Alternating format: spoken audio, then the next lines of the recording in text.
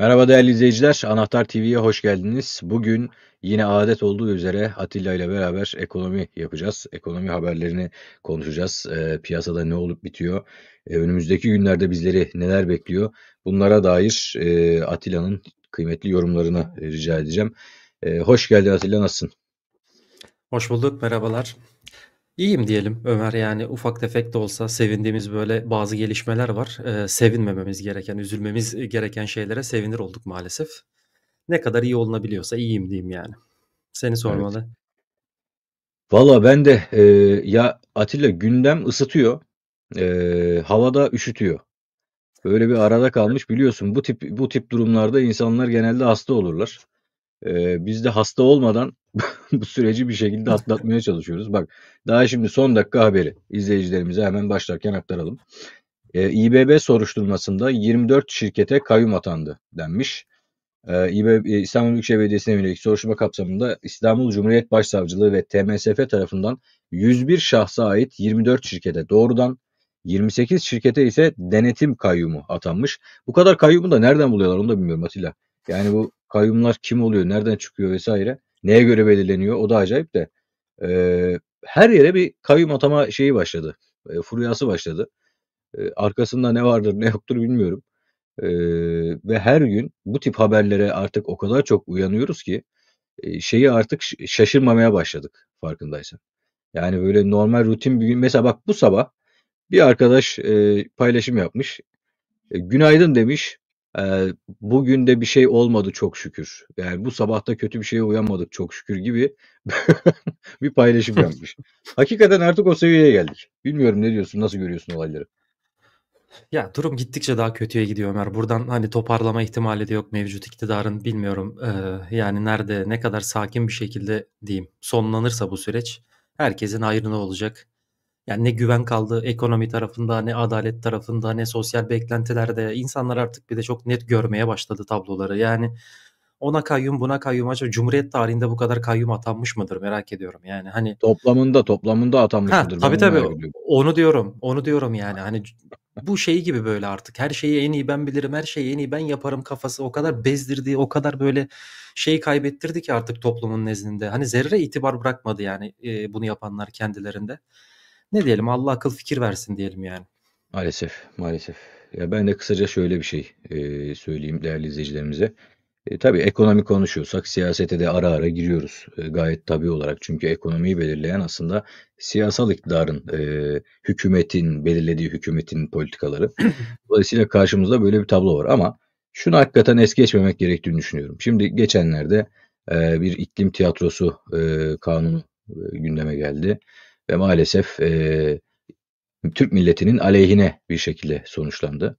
Ben de diyorum ki, yani bu tip durumlarda, şimdi normalde seçimi kazanan her istediğini yapar. Hani oy verdiyseniz %50+1 aldıysam veya işte hükümeti oluşturacak yeterli sayıyı aldıysam her istediğimi yaparım anlayışı bu şekilde sürdürüldükçe, yine Cumhurbaşkanı'nın partili olması noktası sürdürülmeye devam edildikçe, yine Anayasa Mahkemesi'nin etkisizliği, Anayasa Mahkemesi'nin artık eee, saf dışı, tabiri caizse, bırakılması konusu devam ettirildikçe maalesef bu tür belaları daha çok göreceğiz. Çünkü demokrasilerde temel bir husus var. Yani check and balance dedikleri, işte Batılıların, bizde yasama, yürütme, yargı ayrılığı dedikleri bir husus var. Şimdi bunlar normalde birbirlerini dengeleyen güçler. Yani sen yasama olarak milletin aleyhine bir yasa çıkartmaya çalışmış olabilirsin. Yürütmenin başına takılır burada, eğer öyle bir şey olursa. Ama yürütmenin başı da partili. Zaten kendi istediğine yönelik bir kanun çıkarılıyor. Dolayısıyla bak, o aşamada gitmiş oldu. Yani Türk milletinin aleyhine olacak bir şeyleri engelleme noktasında. Tamam, sonra ne vardı? İşte yargı vardı, değil mi? Anayasa Mahkemesi'ne götürüyorlardı. İşte Anayasa Mahkemesi bakıyordu. Milletin aleyhine mi lehine mi, ona göre bir karar veriyordu vesaire. Tabii orada da ayrı tartışmalar vardı ama neticede birbirini dengeleyen, birbirini gözeten üçlü bir sistem vardı. Demokrasilerin temelidir yani. Hiç şaşmaz. Zaten şeyden önce, İkinci Dünya Savaşı'ndan önce de bak, bu tip bu check and balance dedikleri sistemin yok oluşu, sağlıklı uygulanamayışıyla tek adamlığa giden, işte, diktatörlüğe giden yönetimler ortaya çıkmaya başladı da, bu tablo oluştu karşımızda. Maalesef tekrar bizim, bir şeyleri millet lehine düşünebilmemiz için en sağlıklı şekle tekraren dönmemiz gerekiyor. Dönmediğimiz müddetçe de işte böyle iklim palavraları, işte arazilere çökmeler vesaireler, şunlar bunlar gibi şeyleri yaşamaya devam edeceğiz maalesef. Diyerek böyle bir siyasi açılış yapmış olduk. Ben şimdi ilk başlığı geçenlerde olan piyasaların çöküşü. Yanlış hatırlamıyorsam 7'siydi değil mi Atilla? 7 Hı Nisan'da hı. olması lazım herhalde. Eee, Pazartesi itibariyle. evet, pazartesi itibariyle bir piyasa çöküşüyle, hatta piyasaların böyle çakılması diyebileceğimiz kadar çok sert hareketlerle, ki bunun en derin olanını Asya piyasalarında gördük. Bununla gözümüzü açtık ve tekrar bir şok yaşadık ekonomi camiasında. Ne düşünüyorsun Atilla? Bunlar daha devam edecek mi, bu tip hareketler, bu tip sert hareketler diyeyim daha doğrusu? Şimdi ileriye dönük bir beklenti ya da projeksiyona yapabilmek için Ömer, krizin sebebini iyi anlamamız gerekiyor. Şimdi krizin bu gün içerisinde de bazı gelen beyanatlarla çok net test edildi ki yegane sebebi Trump ve Trump'ın yaptığı hiç beklenmedik hamleler. Şimdi bu adamı ne kadar sevmediğimi, bunu temsil ettiği ekolü ne kadar sevmediğimi her fırsatta dile getiriyorum. Çünkü sonuçlarını görüyoruz. Yani sadece Amerika'yı da ilgilendirmiyor bunun sonuçları. Asya piyasalarından tut bizim piyasalara kadar. Yani dünyada para işi yapan herkesin işi bir gün içerisinde bir aşağı bir yukarı bir aşağı bir yukarı belirsizliklerle geçiyor. 2 Nisan'dan beri. Şimdi hikayenin başına gidecek olursak Trump geldiği gibi istediği şey ne? Kurumlar vergisi azaltılsın, doğrudan vergiler azaltılsın, yatırımlar artsın, devlet teşvikleri artsın, işte Amerika'da daha fazla üretim yapılsın. Bunun yanında faiz oranları düşürülsün. Şimdi Fed'le kavgası burada başladı. Fed diyor ki enflasyon ve istihdam benim görev tanımımda yazan ana iki unsur. Bir istihdam işsizliği çok yükselmemesini kontrol etmek zorunda, bir enflasyonun patlamamasını kontrol etmek zorunda. Fed diyor ki ben bu doğrultuda faizleri olması gereken seviyede tutacağım. Trump da diyor ki yok indir de indir, indir de indir. İşte güçler ayrılığı yine nispeten diyeyim bize göre çok daha iyi bir seviyede olduğu için Fed'e istediği dişi geçiremedi. Fed başkanını değiştirme yetkisi de yok bildiğim kadarıyla. Yani doğrudan görevden de alamıyor. Böyle olunca iş biraz sıkıştı o tarafta Trump için. Şimdi bunun Scott Bessent denen bir adamı var. Bu George Soros'un stajyeri zamanında. Hayatı manipülasyon. Bu adamların piyasayı okumasına, etik ahlak çerçevesi içerisinde bir devlet adamı disipliniyle okumalarını beklemek biraz çok büyük bir hata olur. Şimdi benim tahminim olan bitenden sonra geriye dönüp bakıp söyleyebiliyorum bunu. Muhtemelen bu adamlar Fed'le kavgayı, faizleri indirme meselesini falan biraz daha böyle ileriye dönük resesyon beklentilerini arttırarak gerçekleştirdiler. Sürekli pompaladıkları yani faizler insin diye. Çünkü Amerika'da bir yandan şunu da unutmamak gerekiyor. Muazzam bir dış borç var Ömer. Sürekli bir borçlanma tavanını yükseltiyorlar.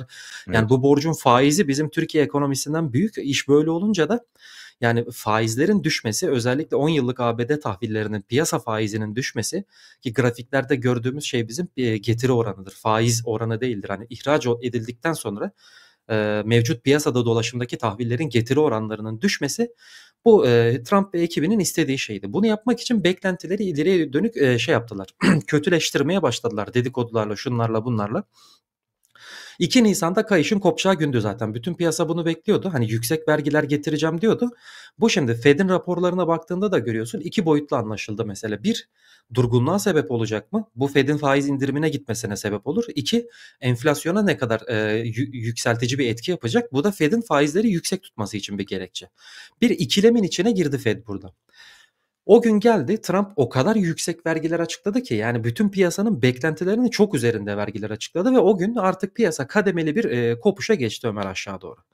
Sonrasında neden diyorum bu krizin nedenini anlayabilmek için anlattım bunu. Bu tamamen beklentilerin manipüle edilmesiyle alakalı oldu çünkü. Hani bir 1929 buhranı, OPEC krizi, 2008 işte kredi balonu gibi bir şey yok şu an ortada. Yani bu olan sistemin patlamasına daha bir süre var. Hani şu an hep bir şey yorumu yapılıyor. O gün bugün, o gün bugün olmaması lazım. En azından temel veriler bunu söylemiyor bize. Şimdi bu beklentileri pompaladılar, pompaladılar. Üstüne de anormal böyle enflasyonu da patlatacak, üretimi de azaltacak bir gümrük tarifesi paketiyle çıkınca piyasa karıştı. Stagflasyon beklentileri çıktı, büyüme hedefleri düşürüldü piyasada ciddi anlamda çıkmaya başladı. İkilikler çıkmaya başladı. Bak sonra bir haber düştü Ömer. Nasdaq gibi bir borsa Yani Türkiye ekonomisinden daha büyük bir piyasa değeri var Nasdaq'ın. Nasdaq gibi bir borsa %10'luk hareketler yapmaya başladı bak bazı dedikodularla. Bir haber salınıyor diyorlar ki işte 90 gün ertelesin bu şeyi. Yanlış hatırlamıyorsam onu diyen de JP Morgan'ın CEO'suydu. Hani bu iş bu şekilde yapılmaz. Birden böyle bir bıçak gibi kesilmez. Bir 90 gün müzakere yapalım falan gibi bir öneriyi atıyor. Akşam yine Trump'ın ekibinden biri bunu şeye söylüyor. Basına sızdırıyor. %10'luk bir yükseliş görüyoruz. Sonra akşamına yalanlanıyor bu. Akşam dediğim yani onlar da akşam bizde gece. Yalanlanıyor piyasa tekrar çekiliyor. Ertesi gün piyasa düşüşe geçiyor. Trump bir tweet atıyor bence hisse almak için tam zamanı diye. 2 saat sonra açıklıyorlar ki piyasada 90 günlük uzlaşı süreci başlamış. Nasdaq %12'lik bir yükseliş sergiliyor. Şimdi bu adamın yaptığı şey bu. Bulduğu çözüm bu. Dolar zayıfladı. Okey işine geldi ama faiz tarafında istediğini yapamadı. Bakıyorum 10 yıllık tahvil faizlerine 4.6'yı gördü Ömer. Yani piyasa getirisi 10 yıllıkların şuradan bakıyorum %18 yükseldi 2 günde. Faizi düşürmek istiyordu ya. Evet. Geldiğimiz nokta bu. Yani şimdi bu adamın yaptıklarında derin bir hikmet, muazzam bir strateji arayan varsa çok yanlış oldu onu söyleyebilirim ben. Bu işler böyle yapılmaz. Bunlar koyun pazarlığı yapar gibi tamam mı? Yani hiçbir devlet insanına ya da devlet yöneticisine yakışmayacak şekilde bir de piyasayı inanılmaz manipüle ederek bak emin ol bu adam yönetimini değiştirdikten sonra bugünlere dair bir yargılama açılırsa şeyi göreceksin. Şu son bir haftada piyasadan vurdukları parayı bir ömür kazanmamışlardır yani. Hani ispatlayamamama eminim. Çünkü ya Nasdaq'ın %12 gitmesi ne demek? Sen tweet attıktan 2 saat sonra oluyor bunlar. Bunu yapan adam almamış mıdır Ömer? Ya da çevresini aldırmamış mıdır? Hani böyle Tabii. böyle işte Make America Zaten Great Again ayağına. en büyük piyasa manipülatörü herhalde şu an bazı kişiler öyle iddia ediyor ya şu an dünyanın en büyük piyasa manipülatörleri işte Elon Musk ve Donald Trump diye böyle. Çünkü adamlar alenen piyasayı speküle ediyor yani. Çıkıyor bir tweet atıyor. Şimdi adamı dünya bütün dünya takip ediyor tamam mı? Bir tweet atıyor. O tweetle bir borsayı harekete geçirebiliyor. Bir işte kripto parayı harekete geçirebiliyor. Sonra bir tweet daha atıyor. Tekrar çakılmasına sebebiyet veriyor vesaire. Bak şimdi bu ek vergi olayı var ya bak. Hı hı. ABD'nin Çin'e uygulanan vergileri %145'e çıkarmasının ardından Çin ABD'ye uygulanacak tarifeyi %125'e çıkardı. Yani Çin'den de böyle bir misilleme gelmiş tamam mı? Ve bütün bu hengame içerisinde Habertürk'te bir haber yayınlandı. Haberin başlığı neydi? Şurada kaydetmiş miydim? Hemen bakayım. Heh. Trump büyük sıfırlama için ekonomiyi kasıtlı mı çökertiyor? Hatta künyesini de söyleyelim. Kıymetli gazeteci arkadaşımız İrem Kuşoğlu'nun kaleminden çıkmış bu haber. Diyor ki Trump Great Reset'in yani büyük sıfırlama için ekonomiyi kasıtlı mı çökerttiği iddiaları son dönemlerde sıklıkla konuşuluyor. Özellikle ABD Ticaret Bakanı Lutnick'in Trump'ın küresel ticareti sıfırlaması gerektiği için vergi adımları attığını söylemesi ve Trump'ın kendi sosyal medya platformu Truth Social üzerinden kasıtlı olarak piyasanın çöküşünü sağladığını ima eden video paylaşması ile bu görüşler, bu iddialar artmaya başlamış. Şimdi Atilla, burada şunu soracağım. E, Trump'a aptal bir adam diyemeyiz. Neticede onlarca yıldır çok büyük bir şirket sahibi olmuş, bir şekilde ticaret hayatında belli bir noktaya gelmiş vesaire Dolandırıcı ama ama biliyorsun değil mi? bak Şey değil yok yani. orayı hiç şey yapmıyorum bak. Orayı hiç hesaba katmadan, orayı hiç tartışmaya katmadan soruyorum. Sence bunu e, bir amaç uğruna yani işte bütün küresel ekonomiyi çökerteyim. O Great Reset dediğimizin zaten temelinde aslında biraz o var. Bütün ekonomi sıfırlansın. Ardından yeni bir iktisadi sistemle insanların karşısına çıkar. Yani hakikaten bu amaçla mı yaklaşıyordur? Yoksa piyasayı manipüle edip kendi cebini doldurup takılıyor. Fakat bize mi böyle bir görüntü oluşuyor? Yani ne düşünüyorsun bu konuda? Abi şimdi bütün piyasayı niye resetliyoruz? Bunun cevabını çok rasyonel bir şekilde izah etmek lazım. Şimdi dünyanın rezerv parası Amerika'nın elinde. İşte ileri düzey Hı. teknolojilerde halen rakipsizler. Askeri noktada maalesef halen rakipsiz diyebileceğimiz bir noktadalar. Hani yeni yeni Çin'dir, Rusya'sıdır vesaire palazlanıyor diyeceğiz ama hala birçok şeyde, birçok sektörde öncü gidiyorlar. Siyasette vesairede uluslararası arenada şeyler hala başat aktörler. Neyi neden şey yapsınlar, sıfırlasınlar? Ben bunun cevabını veremiyorum. O yani bu senaryo kafama o yüzden yatmıyor. Borçluluk tavanı diyorsun. Ya FED simyacı. Ben bunu hep şey diyorum. FED'e ben Merkez Bankası gözüyle bakmam. Modern yani kelimenin tam anlamıyla simyacıdır FED. Yani kağıdı Ama nereye altına kadar, çeviren nereye kadar sürdürecekler? Yani nereye kadar sürdürebilirler ki Atilla? Hani sürekli tamam basalım basalım borcu artıralım. Basalım basalım borcu artıralım.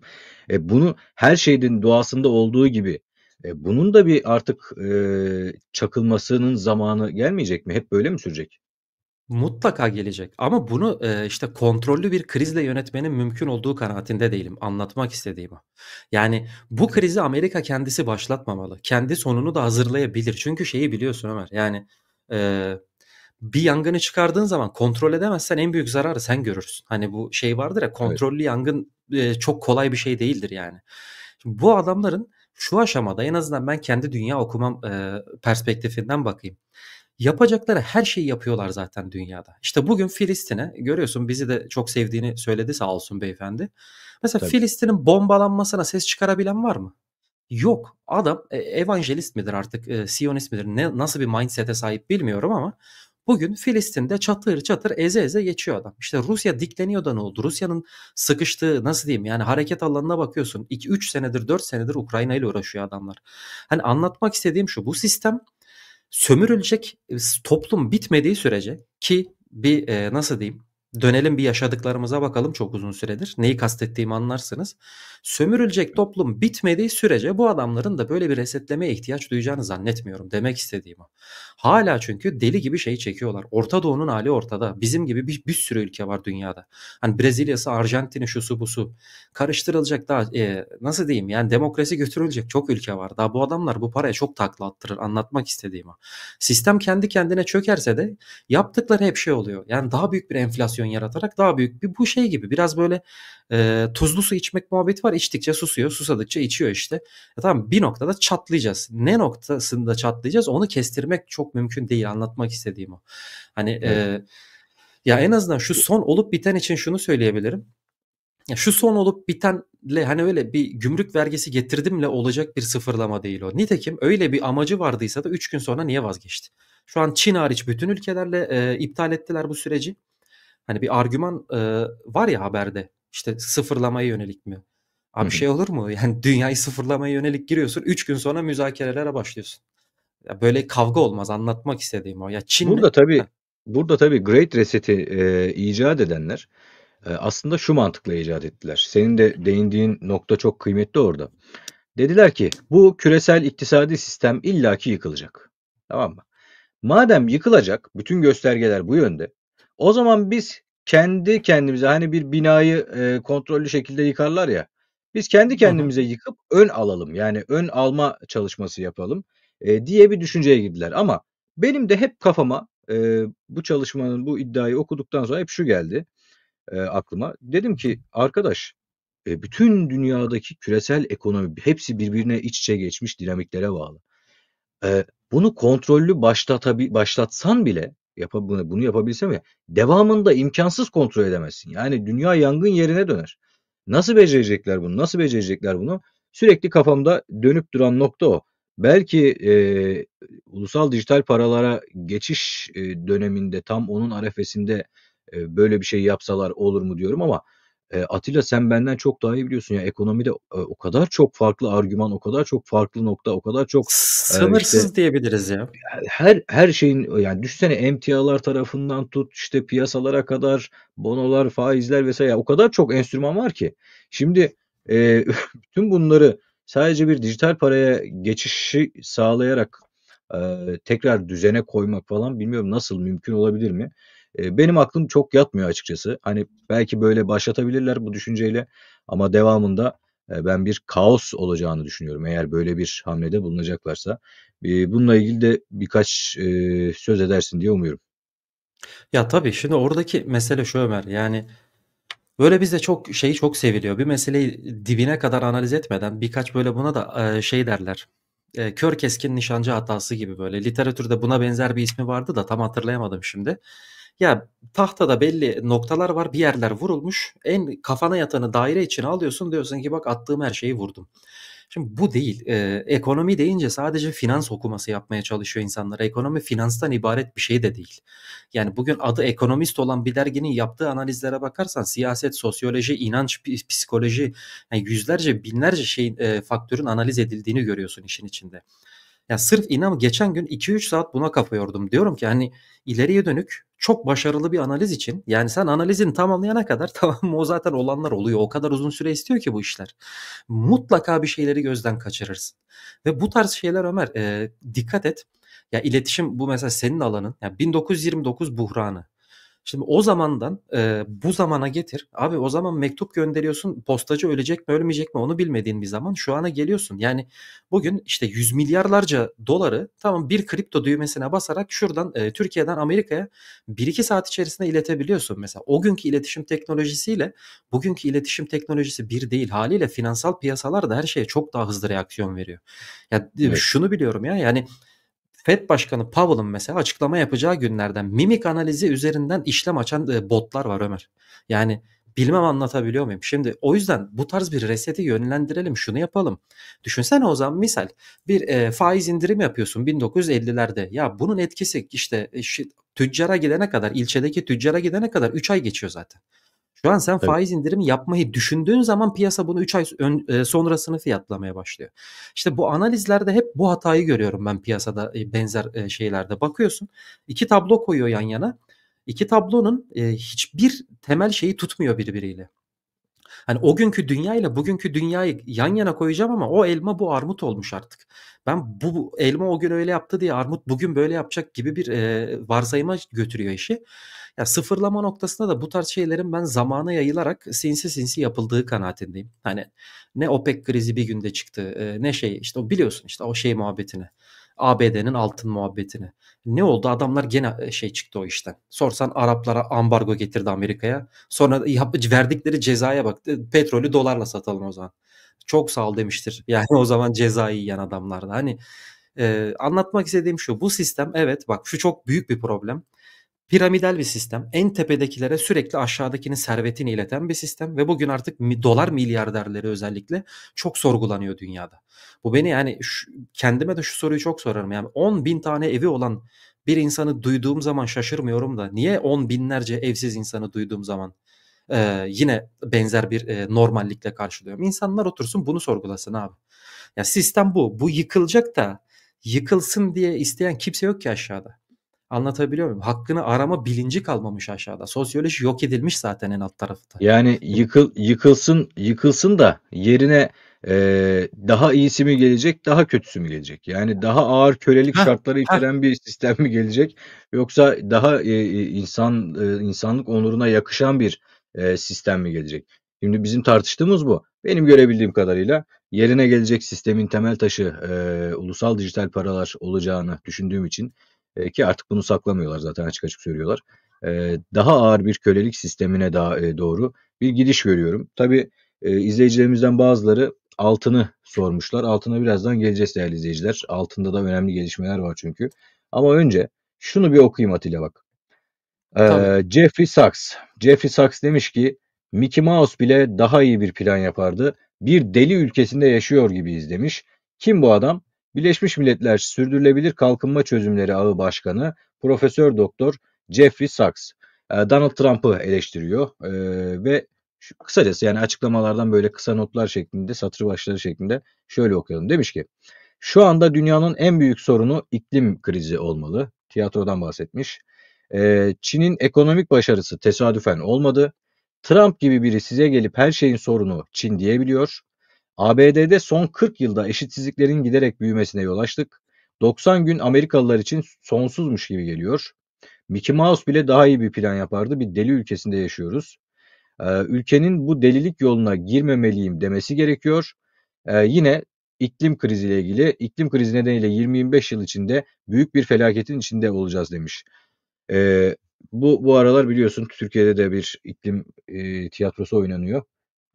Tutturmuşlar bir iklim. En büyük argümanları da şeyler biliyorsun Atilla. İneklerin İnekler değil mi? salgıladığı gazlar. En büyük argümanları o. Hatta Tek bunların derdimiz o piri var ya, dünyada çünkü. bunların piri var ya Bill Gates. E, O söylemişti ilk zaten onu. Yani sanıyorum 2019 ya da 2020 yılıydı. Bill Gates dedi ki dünyanın en büyük sorunu dedi ineklerin gaz salgılamasıdır. Bütün iklimi dedi bunlar bozuyor falan böyle. Biz de tabii çok büyük bir şeymişiz gibi bu işin ucunda. İklim sorununu sanki Türkiye çok büyük bir En problem önden biz koşuyoruz yaşıyormuş değil mi? gibi. En önden biz koşuyoruz. Bak meclise geldi falan biliyorsun. Halbuki dünyada çevre kirliliğine sebep olan ülkeler listesinde %1,25 mi? Herhalde öyle bir şeydi. %1,25 ile Türkiye kim bilir kaçıncı sırada yani. Şimdi sanayileşmiş, ağır sanayileşmiş ülkeler işte jetlerin sürekli uçuştuğu ülkeler falan filan bunlar acayip rakamlarla üsteler. İşte ABD'si, Çin'i vesairesi. Ama derdi tasası bize düştü. Zaten Paris İklim Anlaşması da ayrı bir muamma. Şimdi ben diyorum ki Atilla biliyorsun bir Cavit süreci yaşamıştık. O Cavit Hı hı. sürecinde bütün ulus devletlerin sağlık bakanlıkları, daha doğrusu sağlık politikalarını tek bir merkeze bağlamaya çalışmışlardı. Birleşmiş Milletler'e deki ilgili kuruluşa bağlayarak. Şimdi bu iklimle beraber de yine ulus devletlerin bazı yetkilerini yine Birleşmiş Milletler çatısı altında bir kuruluşa bağlama dertleri, yani bütün tartışmalar bunlar. Sachs da bir yandan Donald Trump'ı eleştirmiş, bir yandan da iklim diye tutturmuş. Bu haberi de izleyicilerimize vermiş olalım. Şimdi bununla ilgili bir şeyler söylemek istersen Atilla yorumlarını alayım yoksa hemen altına geçeceğim. Abi yanarım yanarım. Yani bir tarafta küreselci ekol olarak adlandırdığımız bugün işte Trump'ın karşısında duran grup var.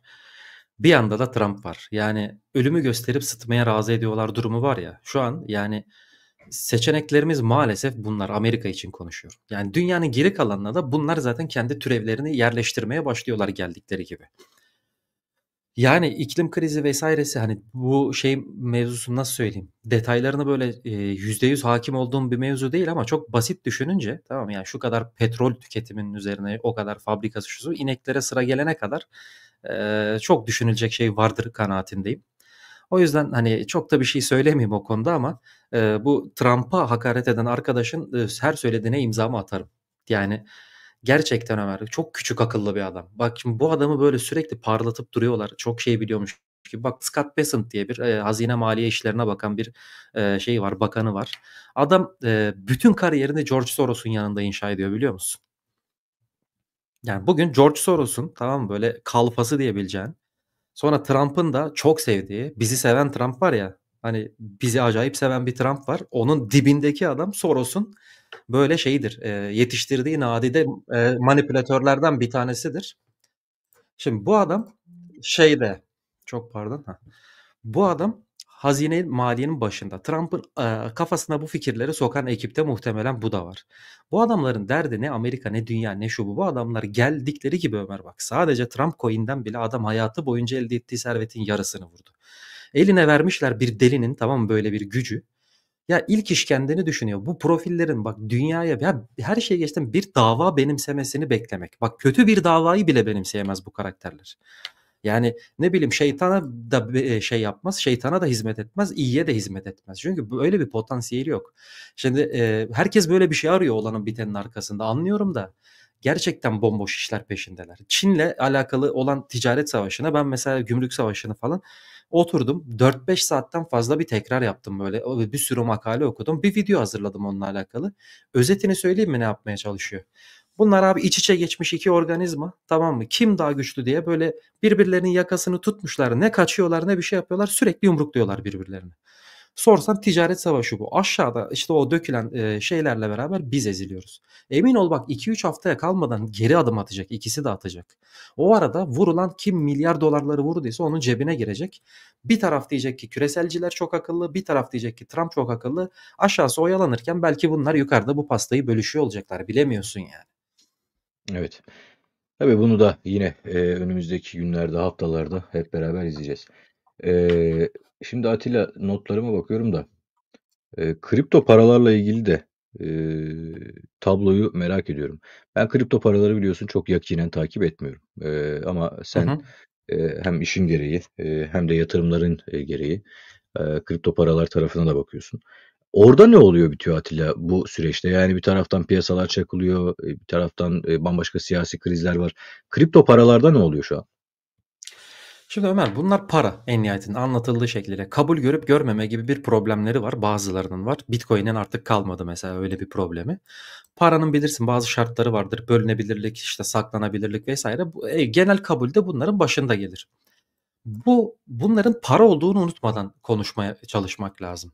Bunlar çok daha çocukluk aşamasında, bebeklik aşamasında paralar ve bunların %90'ından fazlası, 99'undan fazlası belki kabul görmeden yok olacak. Burayı bir Hı. netleştirelim. Şimdi süreç boyunca Bitcoin hep pozitif ayrıştı. Şu an Bitcoin öldü bitti denen Bitcoin tepeden %20 düştü. %20-25 falan yani. Hani çok büyük bir şey değil. Bunları en çok etkileyen şey Ömer, dünyadaki para bolluğu.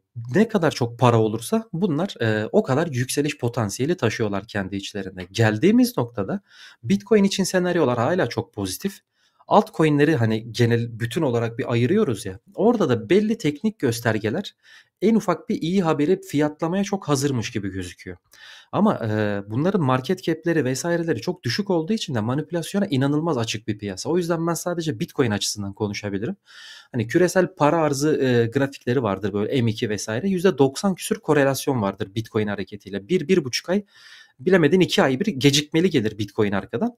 Ama küresel para arzı arttıkça Bitcoin de ona eşlik eder arka plandan. Yani şu mevcut para arzı artışına bakıyoruz. Çin deli gibi para basmaya başladı. Avrupa Birliği basmaya başladı. FED bilanço küçültmeyi sonuna geldi. Hatta son tutanaklarda yine şey yazıyordu.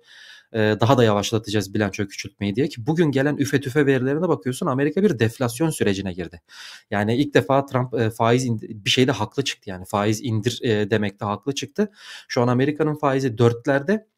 Açıklanan enflasyona bakıyoruz 2,4. Arada yani 1,6 puandan fazla reel faiz farkı var. Ve bu kadar dış borca biz bu faizi niye ödüyoruz gibi bir baskıyı zaten kuracaklar Fed'in üstüne. Uzatmayın Fed de bir parasal nasıl diyeyim faiz indirimi ve arkasından gelen bir parasal genişleme sürecine gidecek. Tüm bu denkleme baktığın zaman yeni yeni kendini kabul ettirmeye çalışan kripto paralarında en azından ağababaları için Bitcoin için şu an gelecek parlak gözüküyor. Bitcoin'e de eşlik edeceklerdir ama şunu söyleyebilirim orada olabildiğince teknik analiz dışında bir şey tavsiye etmiyorum. Şeyi gördük çünkü ister white paper okusunlar ister böyle analizler şunlar bunlar. Adam çıkarıyor Trump coin'i vuruyor gidiyor. Burası bir kim kimi dolandırırsa gibi bir taraf altcoin camiası. Onu çok unutmadan o riskleri unutmadan yatırım yapsınlar diye biliyorum. Evet. Yeni bir kriz çıkmazsa çok kötü yani olabilecek bir sürü kötülüğü fiyatladı piyasa. Yeni bir kriz çıkmazsa ve bu Çin'le gümrük vergisi muhabbetinin bir uzlaşma sürecine girdiğine dair bir haber gelirse kısa soluklu bir yükseliş dalgasını ben bekliyorum kendi adıma. Evet. Bak bir izleyicimiz Sevim Hanım demiş ki Fed başkanını kovmak için Anayasa Mahkemesi'ne teklif verdi demiş. Tabii her gün dünyanın her yerinde böyle acayip haberler var. Sana şunu sorayım ama Atilla. Biraz önce kaçamak cevap verdin çünkü. Altcoin'lere çok girmek istemiyorsun sen. Ben biliyorum. Özel sohbetimizde de konuşuyoruz bunları. Hakikaten manipülasyona çok açık, speküle edilebilecek bir piyasa, altcoin piyasası. Ama şöyle de bir şey var. Mesela benim aklımda bir iki tane altcoin var. Bana daha olumlu, daha gelecek vaat eden gibi görünen. Senin var mı böyle aklında olan birkaç altcoin? Ömer direkt spesifik söylemeyeyim ama şunu tavsiye edebilirim. Düşüşlerde en Yok, tavsiye yavaş tavsiye düşen anlamında değil. ha var tabii canım benim de aklımda var 3-5 proje ama şunu da aklımdan çıkartmıyorum. Yani e, Trump coin yükselirken, Melena coin yükselirken bunun bir de Ebleh bir tane oğlu var o da çıkardı. Onun coin'i yükselirken bunların hiçbir projesi yoktu. Bunlar meme token'dı. Yani Evet. bildiğin 5 para etmez hiçbir karşılığı olmayan şeylerdi.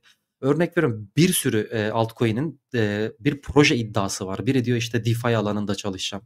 Biri diyor ki veri saklamada hizmet %95'i vereceğim. uyduruk. Değerli izleyiciler, Heh, açık açık söyleyelim. daha fazlasıdır %95'i ya inan. uyduruk. Bakın, ben şunu anlatayım size. 2016 ya da 2017'ydi. o zaman da böyle bir şey furyası olmuştu Atilla. Böyle tokenlar üzerinden proje üretiyorlardı, tamam mı? İşte şu kadar market cap'e ulaştığımızda şu adımı gerçekleştireceğiz. İşte bu kadar market cap'e ulaştığımızda işte şu aşamaya geçeceğiz falan filan, böyle acayip vaatler. Her yerde işte dünyanın her ülkesinde, şeyden Ukrayna'sından tut Estonya'sına kadar, işte Almanya'sına kadar, İngiltere'sine kadar her yerden bu tip projeler çıkıyordu. Ve bunlar çıktığında benim aklımda hep şu vardı. Ya bunların çoğu bildiğim Ponzi sistemi ya. Ya insanları Öyle, tokatlamak için öyle. Öyle. kurgulanan sistemler. Ve hakikaten o sistemlerin şu an çok büyük ihtimalle %99'u piyasada yoktur. Çöp olmuştur. Ve maalesef birileri kazanırken büyük bir kısımda kaybedecek. Büyük bir kesimde kaybedecek. Yani insanlar bu tip projelerle ve o kadar böyle güzel sunumlar yapıyorlardı ki Atilla. Sanki böyle şey Apple iPhone tanıtımı falan böyle yani. Hani o tanıtımlar olur ya Ya böyle konferanslar bir falan. de Böyle anlatılan şey prezente ediyorlardı yani olayı. Şimdi o yüzden ben bugün de baktığımda yine aynı şeyi görüyorum, tamam mı? Aynı şeyin tekrarı bugün de yaşanıyor. İşte piyasada böyle bir hareketlilik var. Sürekli bir çakılıyor, bir yükseliyor falan. Tam böyle bu havaları sever bu tip dolandırıcılar. Öyle söyleyeyim. aynen öyle. Yani şu an piyasada mesela okuduğum birkaç makalede çok güzel değinmişler. Tamam diyorlar, Trump şu an mantıksızlıklarından geri dönüş yapıyor da 3 gün sonra yeni bir mantıksızlıkla çıkmayacağını nereden biliyoruz artık? Piyasa bu paniği hiç bırakamayacak bir kenara. Yani Amerikan 10 yıllıklarının geldiği seviyelere bakarsak şeyi göreceğiz. Ya Amerika şu an tamam borç almak için çok yüksek faiz ödemek zorunda kaldı tekrar. Bunun yegane sebebi güvensizlik Ömer. Hiçbir şey değil. Güvensizlik yani. Bu piyasaya Evet. mutlaka şey yansıyacaktır ve kriptolar da çok yüksek oranda Amerikan piyasalarına korele olduğu için oradaki her türlü dalgalanma da kriptoları da çok ciddi olumlu veya olumsuz etkiliyor. Ki dediğin gibi %95'inden fazlası zaten hiçbir karşılığı olmayan şeyler. Hani kim kimi öpebilirse tadında kurulmuş bir piyasa. Var orada işte top 100, top 500 diyebileceğimiz en azından bir projesi olan diyeyim. Yani projenin başında hesap veren birilerinin olduğu şeyler var. Ama Luna krizini de unutmadan, Luna da çok büyük bir projeydi. Doymak bilmeyen bir adamın şey uğruna bir saatte bütün insan, yani kaç tane insan bütün servetini kaybetti. Bu piyasa böyle bir piyasa Ömer. Yani Bitcoin dışındaki Evet. hiçbir şey hakkında böyle çok da garantiye yakın konuşmamak lazım. En azından ama Evet. şunu söyleyebiliyoruz. Şu metriklerde, şu piyasa göstergelerinde şöyle birkaç aylık bir yükseliş için sadece o Çin haberi tetikleyici olacaktır gibi bir tablo var. Evet. Atilla, bu konuyla ilgili son bir şey sana sorayım.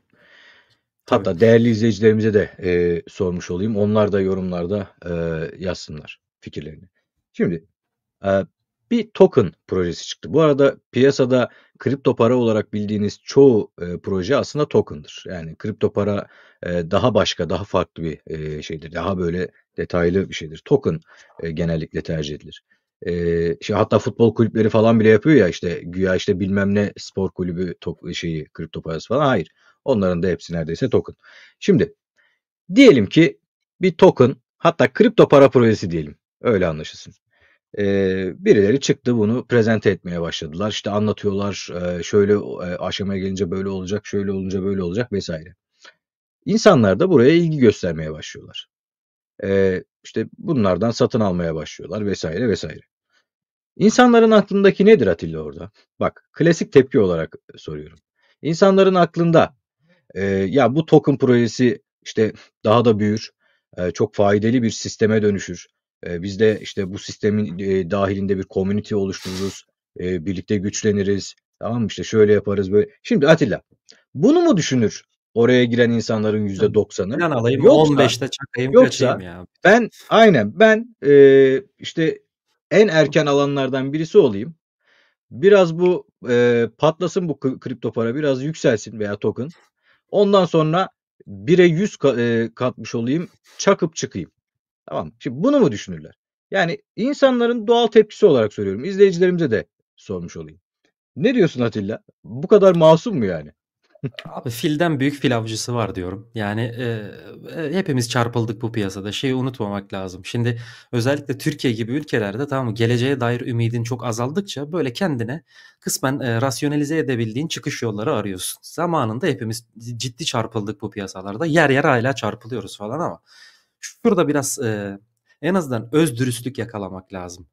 Bu matematiksel olarak kumara çok yakın bir şey oluyor. Token Evet, dediğin şeyin bak yani örnek veriyorum Galatasaray token ya da Fenerbahçe token. Ya Fenerbahçe anahtarlığı almaktan pek de bir fark yok bu işin. evet. Yani herkes o anahtarlığı istediği için bir yükselecek fiyatı sonra düşecek. Ne bileyim ya da bir Fenerbahçe forması falan gibi bir şey yani. Hani bunların hiçbir karşılığı yok.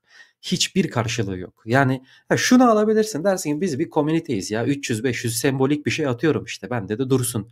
Hani bunu biraz manevi bir anlamda, biraz sembolik, biraz kulübe destek ya da işte o neyin token'ıysa ona destek olmak amacıyla alınabilir de. Şunu unutmamak gerekiyor. Yani tekrar edeyim filden büyük fil avcısı var. Size bu ortamı sunan gruplar inanın psikolojinizi sizden iyi okuyor. Nerede ne kadar süre sizi oyalayacaklarını çok iyi biliyorlar. Bir de ne vaat ediyor abi? Ne vaat ediyor? Hadi Bitcoin'in bir vaadi var. O bile geçti küresel sermaye elitinin eline. Yani şu an Tabii. merkeziyetsizlik falan filan konuşuyorduk. Gördük yani ne kadar merkeziyetsiz olduğunu. Ama yani token noktasında şu oluyor. Sen kendini çok akıllı zannederek çıkıyorsun piyasaya. İşte çok ağır bir faturayla çok büyük bir akıl alıp geri dönüyorsun. Hikaye bu oluyor genelde. Atilla, ev satanlar duydum. Atilla, böyle projelere girmek için ev satanlar duydum bak. Yemin ediyorum sana. Yani değerli izleyiciler, tabii ki burada Anahtar TV izleyicilerini tenzih ederek söylüyorum. Yani bizlerin arasında, bizim izleyicilerimiz arasında bu derece hayatını, iktisadi hayatını riske atacak kişiler yoktur diye tahmin ediyorum. Ama hakikaten ben bunu yapan kişi ve o verdiği paranın, yani o evini satıp şey yaptığı paranın maalesef çöp olduğunu duydum. Şimdi bu gibi tablolarla da karşılaşıyoruz. O yüzden çok dikkat etmek lazım ve hatta bununla ilgili Allah göstermesin hakikaten böyle intihar vakaları falan haberlerde her gün görüyoruz. O yüzden senin de söylediğin gibi filden büyük fil avcısı var. Ve bu piyasalarda, bu kripto para borsalarında öyle yapay zeka destekli botlar var ki saliselik işlem yapıyorlar. Saliselik değerli izleyiciler. İmkansız yani onun hızına bir insanın yetişebilmesi, bir alsat emrini o kadar hızlı verebilmesi imkansız. Muhakkak kripto parayla ilgilenen izleyicilerimiz bunu görmüştür. Hatta böyle o grafiğini takip ettiğinizde böyle alış satış emirlerini takip ettiğinizde görürsünüz böyle şok edici bazen hareketler olur. Böyle saliselik bir uçar bir iner falan filan. O yüzden maalesef bu piyasalar böyle piyasalar. Herkes ayağını yorganına göre uzatsın diyerekten bu konuyu da Ben bir burada şeye dikkat nihayete erdirmek çekebilir istiyorum miyim ben. şu konuyu Tabii, geçmeden? Şimdi Türkiye mesela dünyada kripto paralara en çok bireysel yani kişi bazlı diyeyim en çok yatırımcıya sahip ülkelerin başında geliyor. Bunun sebebi Türkiye ekonomisi çok büyük olduğu için değil Ömer. Yani örnek veriyorum Amerika ekonomisi bizim kaç katımız yani ya da işte Çin'isi, şu Avrupa'sı, şusu busu ama mesele burada ne biliyor musun? İnsanların gelecekten artık o kadar umudu yok ki. İnan bana yani çalışarak bir şeyler elde etmenin o kadar zor, o kadar böyle insanların her yerden bunaltıldığı toplumlarız ki artık. Bizim gibi bazı ülkeler de var. Onlar da listenin çok yukarılarında. İnsanlar şunu soruyor kendine Ömer. Yani atıyorum kenarda 300 bin, 500 bin bir parası var tamam mı? Ne işe yarayacak ki bu diyor. Ya adamın orada bir haftada, 2 haftada çalışıp hamburger çalışarak aldığı arabayı anca alıyorsun o parayı anladın mı? Yani vergisi şusu busu. İşte bir maaşa giriyor. Asgari ücretli işe giriyorsun. Dolar senin ülkende Amerika'dan daha hızlı değer kaybediyor. Yani karşılığında da aldığın şeyler. Bak bugün internetin kalitesiz, yediğin içtiğin kalitesiz, giydiğin kalitesiz, tabii. her şey çok pahalı. Finalde insanlar bir şeyi çıkışı arıyor. Yani ha diyor bu benim cebimde duracak 50 bin, 100 bin. Ya diyor bas gitsin. Yani en azından buradan kurtulanlar oldu. Tabii kaybedersek de kaybederiz. Ben şeyi çok gördüm ama bu piyasada işlem yapanların çoğunun şey amacı yok bak. Hani insanlar böyle çok oh olsun tavrında takılıyorlar. Bir intihar vakası çünkü benim çevremde de oldu. Hani direkt bu piyasayla alakalı. Ya şunu görüyorsun, insanların tek derdi böyle hani her Instagram Reels'larındaki gibi alalım bu parayı şurada kadınla kızla ezelim değil. Birçoğu, en azından benim tanıdıklarımın birçoğu işte annesine, ailesine, çoluğuna, çocuğuna en azından bir böyle bırakabileceği bir şey olsun diye gecesini gündüzünü veriyor bu tarz şeylere. Bak bu mantıklıdır değildir kısmını geçelim ama niyeti anlamak için diyorum. Bunun da çok temel bir sebebi var. Dünyanın en çok çalışıp en kalitesiz hayatı yaşayan milletlerinden bir tanesiyiz. Hani bunu da unutmadan bu tarz olayları değerlendirmenin daha doğru, daha vicdanlı olacağı kanaatindeyim. Çünkü üzücü olaylar benim Çok de doğru. kulağıma geldi yakın zamanda. O yüzden hatırlatmak istedim böyle bir. Çok doğru. Çok doğru söylüyorsun Atilla. Yani son bir ekleme yapayım. Her şey aşikar olsun. Atilla, asgari ücret ne kadar? 22 bin lira. Emekli ücreti ne kadar? Yine komik bir rakam. Ev kiraları ne kadar? Merkeze uzak semtlerde bile 15-20 bin lira. Daha ötesini söylemeye gerek var mı? Yani bir asgari Hiç, ücretli aynen öyle ya. maaşının tamamını kiraya veriyor. Ya. Allah belanızı versin demekten başka söyleyecek bir şey var mı ya? Bizi bu hale getirdiniz, bir de hala böyle yüzsüz bir şekilde karşımıza dikilip büyük büyük laflarla konuşuyorsunuz. Önce Atilla, bir insanın hatasını düzeltebilmesinin yolu nedir biliyor musun? Ben hata yaptım ama He şimdi ya. düzeltme yoluna giriyorum demesidir. Bunu diyemeyen, bunu deme erdemini gösteremeyen kimseye inanmam ben. Tamam mı? Aynen Bir öyle. Hiç insan hata uzatmaya yapıyor. gerek yok. İnsanız ya.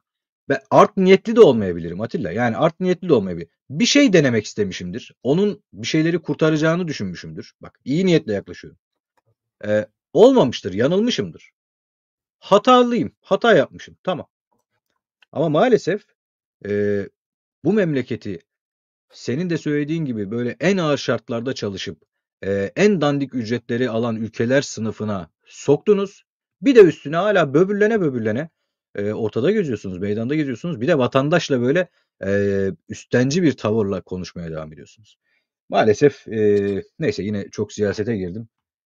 Bu konuyu burada kapatmış olalım. Şimdi Atilla, diğer başlığımıza geçelim. Altın. Altında ne oluyor? Bak ben bugün baktığımda, hatta şuraya not almıştım. Onu da söyleyeyim. Şimdi ne demiş? Bir haberde ticaret savaşı, zayıf dolar ve resesyon endişeleri altını yeniden zirveye taşıdı demiş. Ons altın 3227 dolarla tarihi rekor kırarken analistler fiyatların 3500 dolara kadar yükselebileceğini öngörüyor demiş. Yalnız ben baktığımda bugün piyasalar geç kapandıktan sonraydı galiba. 3240 dolara kadar dayandığını falan gördüm. Bilmiyorum, ne diyorsun? 3235 şu an. İşte Aha. resesyon dönemlerinde Ömer yapılan bazı araştırmalarda da şey çıkıyor. Hani neye para yatırmak çok mantıklı? Çünkü hisseler falan zaten çakılacak orada. Faiz desen düşürülecek vesaire. O bu süreçlerde altın en cazip enstrümanlardan biri olarak karşıya çıkıyor. Şimdi bugün ve dün Amerika'dan TÜFE ve üfe verileri geldi. TÜFE beklenenden çok aşağıda geldi ve Mart'ta negatif. Bir deflasyon, yani ciddi bir yavaşlamanın sonucunu görürüz genelde böyle bir şeyi. Bugün işte üfe verileri açıklandı. Aynı şeyi orada da gördük. Şimdi bu piyasada bu resesyon korkusunu çok arttırıyor. Bunun önüne geçebilecek yegane şey Fed'in çıkıp işte ilk toplantı, yanlış hatırlamıyorsam 5 Mayıs olması lazım.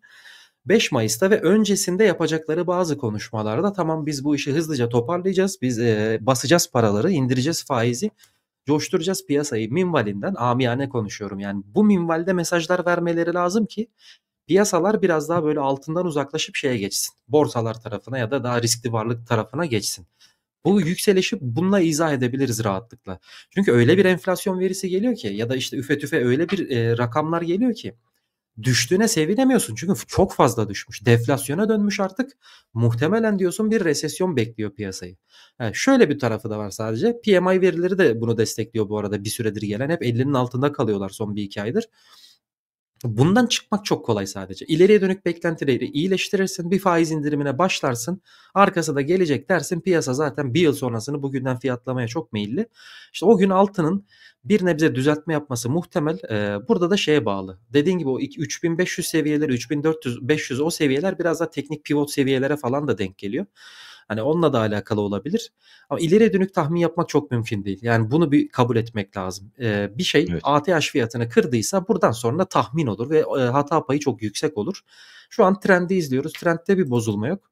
Sadece bir, nasıl diyeyim, sert hareketler, çok sert altına göre. Bir iki haberle bu nasıl yükseldiyse tekrar geri gelme potansiyeli var. Ama kısa vadede de uzun vadede de trendde bir bozulma henüz yok gördüğüm kadarıyla, onu söyleyebilirim. Ben de aslında onu soracaktım sana. Normalde biz diğer piyasalarda böyle sert hareketler görmeye artık alıştık. Diğer piyasalarda sert hareketler her zaman oluyordu. Bu dönemki kadar olmasa da. Ama altın piyasası bu kadar böyle sert ve hızlı hareketler çok ben hatırlamıyorum açıkçası. Yani böyle çok özel dönemler olmadığı müddetçe.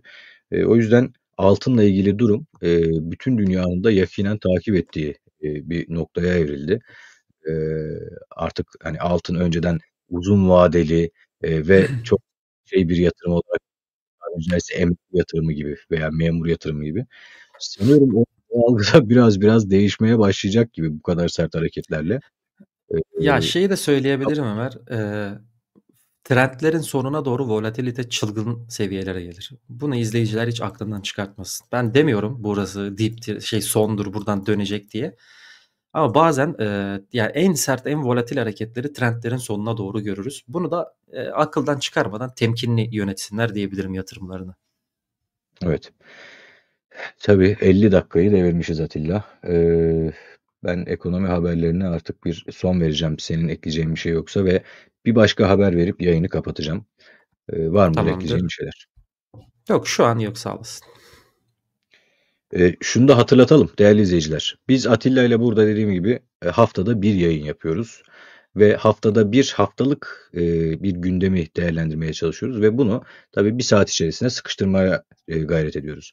Ama Atilla kendi YouTube kanalında, Atilla Özkan kendi ismini taşıyan YouTube kanalında bunları daha detaylı ve daha uzun süreli şekilde yayınlıyor. Daha detaylı şekilde ekonomi haberleri almak isteyenler, bu tip konulara merakı olanlar Atilla'nın kanalını da takip edebilirler. Onu da söylemiş olalım. Şimdi bugün bir haber yayınlandı Atilla. Bak, bu haberleri her seferinde, her gördüğümde kesinlikle açıyorum ve tek tek inceliyorum. Bakanlık taklit ve taşiş listesini güncelledi. Köftede deri ve sakatat çıktı. Sonra demiş listeye toplam 50 yeni ürün eklendi. Yapılan denetimlerde zeytinyağlarında tohum yağları, baharatlarda yabancı madde ve kasap köftesinde deri ve sakatat kullanan firmalar ve markalar teşhir edildi demiş. Ben bu listeye baktığımda şimdi tabii şey vermiyorum ama izleyicilerimiz haber sitelerinden girip bakabilirler. Listede zeytinyağı firmalarının, zeytinyağı üreticisi olduğu iddia edilen firmaların çok fazla olduğunu gördüm. Bunu da biraz şeye bağladım. Zeytinyağı son dönemlerde tekrar popüler oldu ya işte sağlıklı, daha Hı sağlıklı hı. vesaire şudur budur. Bak hemen fırsatçılığa nasıl dönüyor olay görüyor musun? Yani bu şeydeki taşiş listesinde bile aşikar hale gelmiş. Ama şunu da ortaya koymak lazım. Ya arkadaş bir iş yapıyorsunuz. Bunlar bu arada şöyle düşünüyorlar. Ne olacak? Bakanlık yayınlasın. Bir markayı yayınlar, afişe olurum. Gider bir başka marka açarım, onunla devam ederim. Yani bu kafadalar açıkçası. Çünkü bunlara yönelik benim düşüncemdeki gibi çok ağır cezalar, şahıs bazında ağır cezalar getirilmiyor maalesef. Yayınlanıyor, bitiyor. Tamam yayınladın da bu markayı kapatır, başka marka açar. Çok zor bir şey değil ki bu. Ve buradan çok ciddi paralar kazanıyorlar. Şöyle mesela bakıyorum. Bu markalardan bu arada bu markalarla işbirliği, sponsorluk vesaire yapanların da bunları ayrıyeten afişe etmesi lazım. Yani biz şu an yaptığımız yayına bu markalardan herhangi birisi sponsor olmuş olsaydı ben inadına yayınlardım mesela. Tamam mı? Yani böyle inadına ekrana verirdim. Bir de şunu yine eklemek lazım. Her şey oraya mı bağlanıyor? Evet oraya bağlanıyor. Maalesef ekonominin kötü olduğu dönemlerde bu tip dolandırıcılık vakaları arttığı gibi işte bu tip taşiş şeyleri de artmaya başlıyor. Çok bilindik firmalarda bile bunlarla karşılaşıyoruz. Bilmiyorum eklemek istediğin var mı Atilla? Ardından da yayını toparlayalım. Demin dedim yani çok kalitesiz bir hayatı çok çalışarak yaşıyoruz diye. Hani çok Evet. uğraşıp finalde harbiden çok kalitesiz bir hayat yaşıyoruz.